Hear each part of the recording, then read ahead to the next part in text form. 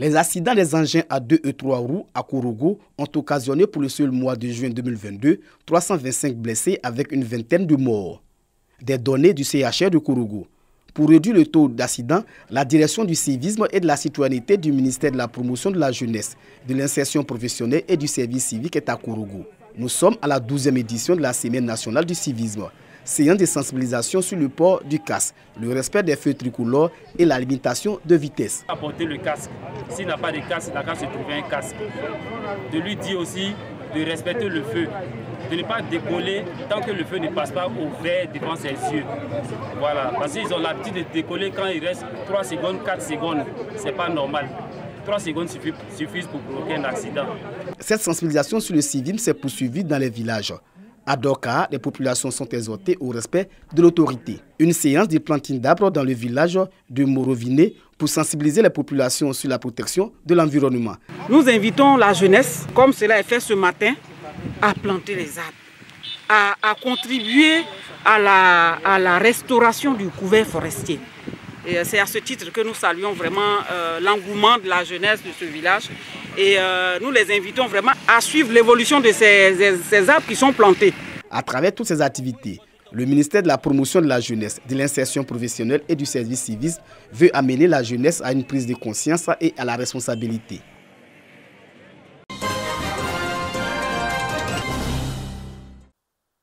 Pour l'année 2022, la Direction régionale de l'éducation nationale et de l'alphabétisation du GOR a réalisé 59% au CEPE, près de 28% au BEPC et 22,51% au bac. Des résultats peu reluisants, mais il faut encourager les plus méritants. C'est le sens de cette journée de l'excellence et du mérite initiée par les responsables en charge de l'éducation de la région pour encourager les acteurs du système éducatif. C'est le travail, c'est d'abord la prise de conscience, le travail, la détermination. Voilà, parce qu'il y a toujours une lumière au bout du tunnel. La lutte contre la fraude à l'école et aux examens était au centre des interventions. La directrice régionale de l'éducation nationale et de l'alphabétisation exhorte l'ensemble des acteurs de l'école à une prise de conscience collective. Nous sommes en train de lutter contre la fraude. Gagnoa ne rimera plus jamais avec fraude. L'organisation de la journée de l'excellence et du mérite est un cadre beaucoup plus vaste qui célèbre l'excellence à tous les niveaux du cursus scolaire, aussi bien les apprenants que les encadreurs. Le prix d'excellence est une initiative qui traduit la volonté de bâtir une nation forte et prospère. La journée de l'excellence et du mérite dans la région du GOR est à sa 2e édition. Akupé a célébré le 62e anniversaire de l'indépendance de la Côte d'Ivoire. Une cérémonie haute en couleurs qui a réuni les cadres, les élus locaux, chefs du village, chefs religieux, sans oublier les directeurs, chefs de service et l'ensemble des populations. Le préfet Ograde, préfet du département d'Akupé, Godez Kokora Antoine, a exhorté les cadres, responsables de partis politiques, chefs du village et les religieux à accompagner l'État dans sa quête de réconciliation. Une parade militaire et civile, sans oublier les prestations d'artistes, ont mis fin à la cérémonie. La sous-préfecture de Bondo, département de Bondoukou aux couleurs de l'indépendance, lui choisit le village de Donvagne. Après le passage en revue des troupes, le sous-préfet Lassina Sekongo a noté l'embellie au niveau infrastructurel à mettre à l'actif des acteurs de développement. Il s'est aussi félicité des performances enregistrées aux différents examens du CEPE et du bac, sans oublier d'exhorter les cadres à l'union. Moment phare, parade des militaires et du civil dans une atmosphère festive. Défilé d'une section de la gendarmerie et des couches socio-professionnelles de Nofou. Le sous-préfet de Nofou, Assié Guy Roger, dresse le bilan en termes d'acquis et perspectives au plan éducatif, économique, sanitaire, social et infrastructurel, tout en appelant les populations et spécialement les cadres à fédérer leurs énergies pour le développement et le progrès de Nofou. À ce jour, seulement 2 villages sur les 16 que compte Nofou sont connectés au réseau électrique national. Moment d'émotion à la fin de la célébration de l'an 62 de l'indépendance de la Côte d'Ivoire à Madinani, chef-lieu du département dans la région du Kabadougou. Le préfet Dominique Kassantou assure sa dernière fête en tant que premier responsable administratif à la tête de cette localité. Il est admis à faire valoir ses droits à la retraite.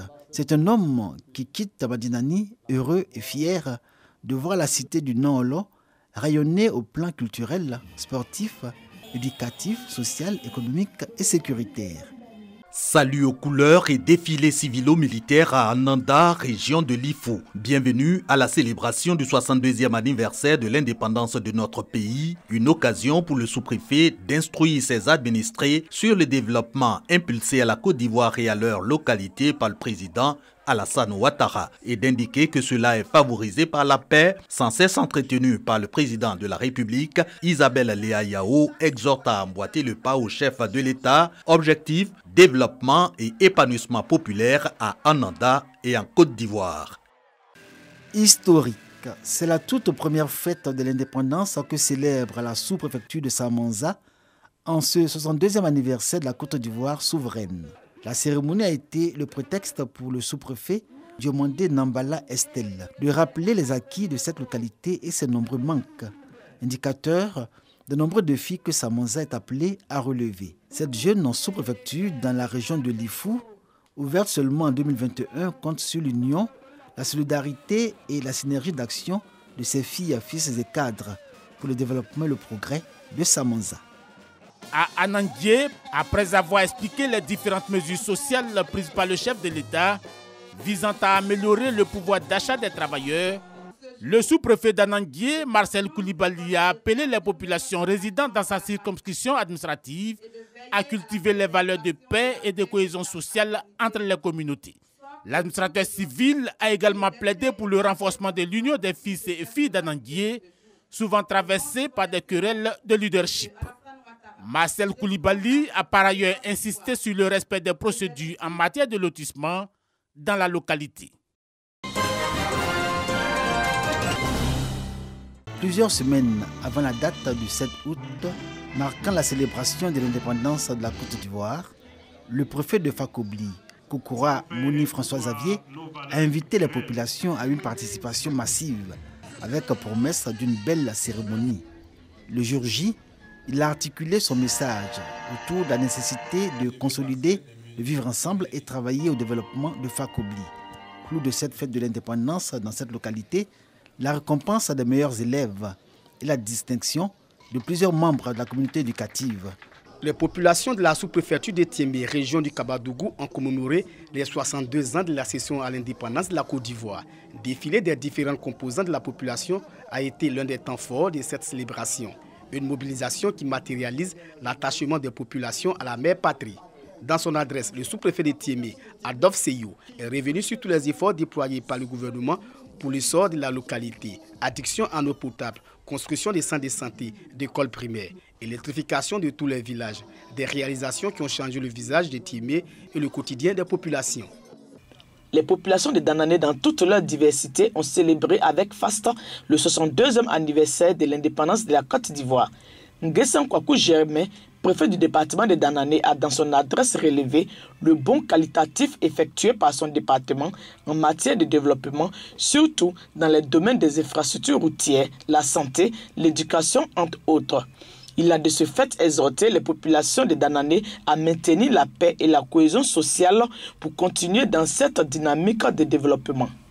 Sikensi, au rythme de la commémoration de l'an 62, à la place Haïmé, les élus locaux et toutes les forces vives de la localité sont tous présents. Dans son adresse aux populations, le colonel Aka Haïman, préfet du département de Sikensi, a salué les actions du chef de l'État, notamment dans la lutte contre la cherté de la vie, qui a abouti à la révalorisation salariale des travailleurs de l'État, avant d'inviter les populations à plus de civisme et au respect des symboles de l'État. Le défilé militaire et civil a ponctué la célébration de l'an 62 à Sikensi.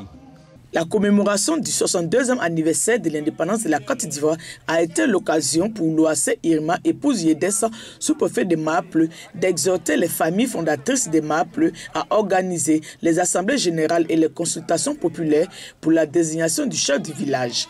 À l'ensemble des populations qui aspirent à faire de Maple un chef-lieu de département, l'administrateur civil leur a signifié qu'il faut pour cela, entre autres, la reconstitution du plan de la ville, l'ouverture des voies et le redressement du lotissement. Le sous-préfet de Gouméré, Abou Bedi Michel, a lancé un appel à la réconciliation et au rassemblement des populations lors de la célébration du 62e anniversaire de l'indépendance de la Côte d'Ivoire. Le sous-préfet a réitéré sa volonté de consolider l'harmonie entre les communautés.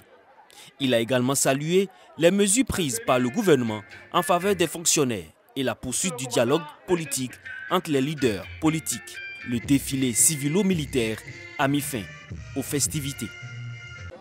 À Guessabo, chef-lieu de sous-préfecture dans le département de Zoukoube, région du Haut-Sassandra, la célébration de l'an 62 de l'indépendance de la Côte d'Ivoire était une véritable fête populaire. Le défilé des corps constitués et des différentes composantes de la population a été un moment fort apprécié.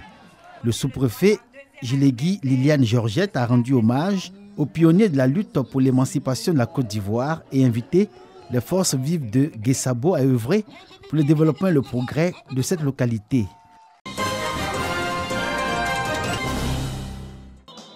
Le fitness est une activité sportive effectuée en plein air ou en salle sous fond de musique coordonnée par un coach.